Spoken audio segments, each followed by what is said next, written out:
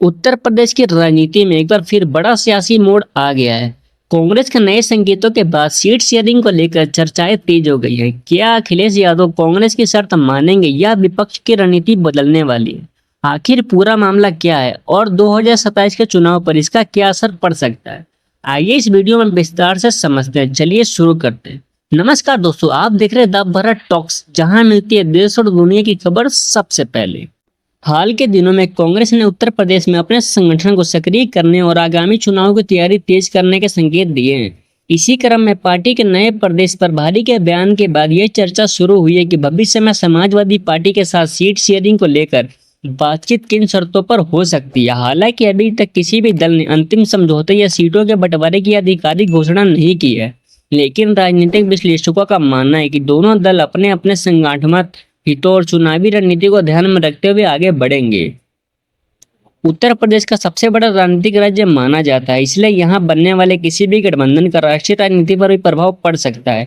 इसी वजह से कांग्रेस और समाजवादी पार्टी से जुड़ी हर राजनीतिक गतिविधियों पर मीडिया और जनता की नजर बनी हुई है। फिलहाल जो चर्चाएं चल रही हैं वे राजनीतिक संकेतों और बयानों पर आधारित है, जबकि अंतिम स्थिति आगे होने वाली आधिकारिक बैठकों और घोषणाओं के बाद ही स्पष्ट हो सकती है। समाजवादी पार्टी पिछले कई वर्षों से उत्तर प्रदेश की प्रमुख विपक्षी ताकतों में शामिल रही है। पार्टी का प्रयास होगा कि वह अपने पिछले चुनावी प्रदर्शन और संगठन मजबूती के आधार पर अधिक प्रभावी भूमिका निभा सके।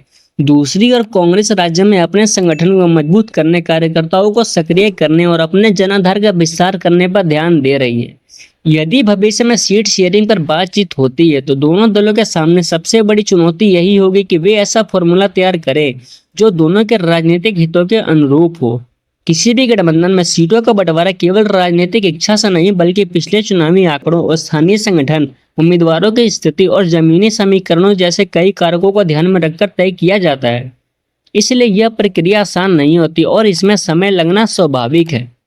यदि कांग्रेस और समाजवादी पार्टी भविष्य में किसी साझा रणनीति पर सहमत होती है तो विपक्षी राजनीति को नई दिशा मिल सकती है।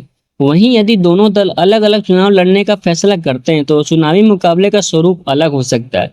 हालांकि यह कहना अभी जल्दबाजी होगी कि अंतिम फैसला क्या होगा, क्योंकि अभी तक किसी भी दल की ओर से आधिकारिक रूप से सीट शेयरिंग की घोषणा नहीं की गई है। राजनीतिक विश्लेषकों का मानना है कि आने वाले महीनों में होने वाली बैठकों, संगठनात्मक गतिविधियों और नेताओं के बयानों से आगे की तस्वीर अधिक स्पष्ट हो सकती है। इसलिए फिलहाल सभी संभावनाओं को केवल राजनीतिक चर्चा के रूप में ही देखा जाना चाहिए, ना कि अंतिम निर्णय के रूप में।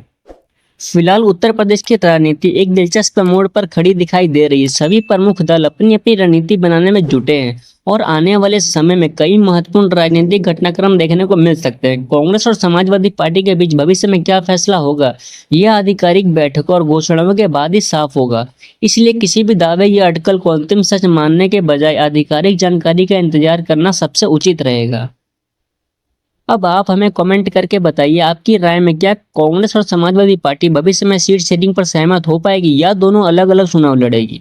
अपनी राय जरूर साझा करें। अगर आपको ये वीडियो पसंद आया हो तो इसे लाइक करें, अपने दोस्तों के साथ शेयर करें और द भारत टॉक्स चैनल को सब्सक्राइब करना बिल्कुल ना भूलें। हम आपके लिए राजनीति और देश की हर बड़ी खबर का तथ्यात्मक और विस्तृत विश्लेषण लेके आते रहेंगे। धन्यवाद।